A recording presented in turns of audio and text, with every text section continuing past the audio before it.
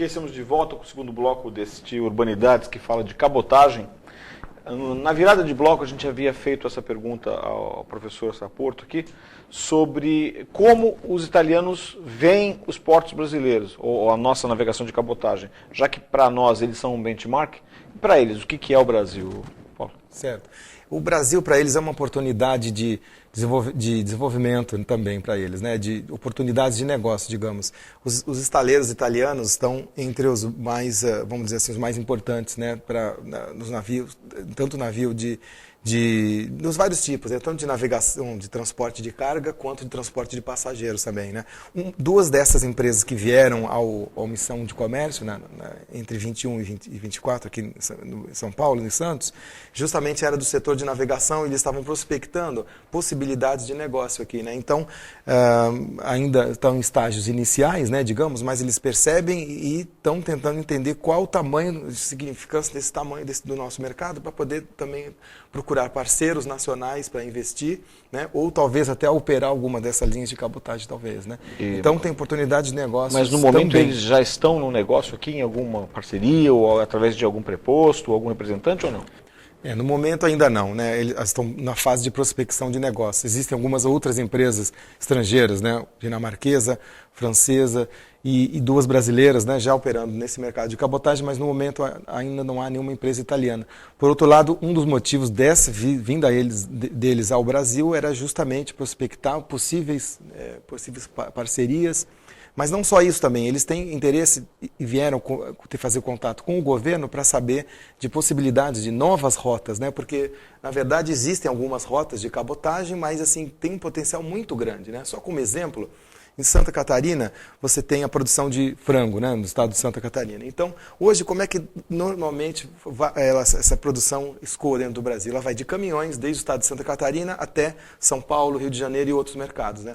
Então, veja você que uma possível ideia de substituição, usar a cabotagem para isso, seria no porto de Itajaí, em Santa Catarina, né, ocorre o transbordo, a carga iria para o navio de cabotagem, aí subiria de Itajaí para o Porto de Santos, Porto de São Sebastião, Rio de Janeiro, etc, etc. Tá? Então, ou seja, tem muita coisa ainda para se desenvolver. Em termos de logística, por exemplo, quanto tempo leva, por exemplo, de uma estação produtora de frangos lá, né?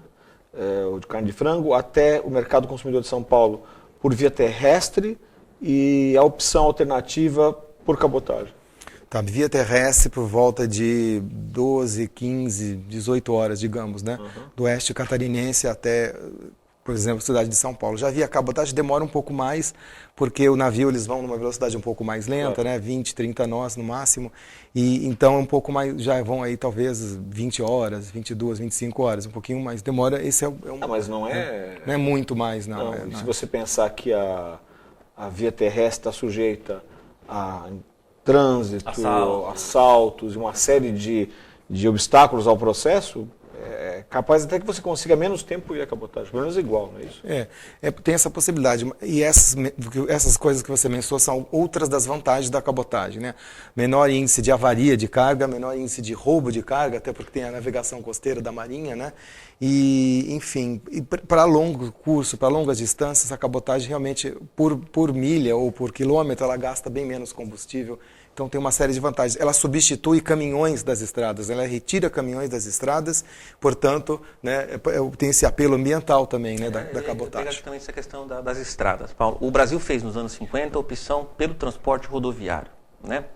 E esse modelo chegou num limite onde nós tivemos que privatizar as estradas, né? Não havia infraestrutura, estradas buracadas, mal conservadas. Essa opção pela estrada, né, é um dos motivos que fez com que a cabotagem não se desenvolvesse no Brasil. E agora, com a falência, né, da malha rodoviária, há uma necessidade de investir em outros modais? Isso mesmo, Paulo. O que aconteceu foi exatamente isso, né? O plano de metas de Juscelino Kubitschek previa ou enfatizava o transporte rodoviário, o modal rodoviário. Então foi investido, né, muito dinheiro nas estradas, né, de norte a sul. E também a ideia era atrair montadoras, né? Montadoras de automóveis e de caminhões e ônibus para o país, né? Só que, como você disse, chegamos agora, né, nesse século, 2011, 2012, completamente saturado e congestionado, né, a malha rodoviária. Então, justamente, a cabotagem acabou ficando relegada a segundo plano, né? Não fazia parte do interesse. Por outro lado, né, o governo agora já tem uma nova visão de política de desenvolvimento econômico e, em particular, tem um plano que chama PNLT, Plano Nacional de Logística e Transportes, o qual prevê que até 2025 o modal aquaviário, né, portanto, transporte vias né, fluviais e de mar, esse modal carregue até 33% da carga total no país. É mais barato investir na cabotagem do que em estradas, né, Paulo? Fico imaginando, porque para você abrir uma estrada, você tem que desapropriar, você tem que pagar, você tem o dano ambiental, né? O investimento, acho que na cabotagem deve ser menor. É relativamente menor. O maior investimento, digamos, seria na frota de navios, né? Porque os navios tipicamente são caros. Acho que não sei, você me dirá isso muito com mais precisão, mas acho que até a década de 80 um colapso da estrutura de estaleiros, né, de produção. Né? Isso, bom ponto, bem lembrado. Os navios, né, a construção de navios hoje, no momento, é um nó, né, no desenvolvimento do mercado da cabotagem. Por quê? Primeiro, até muito recentemente, os navios, os estaleiros estavam realmente fora de combate, não tinham condição produtiva nenhuma.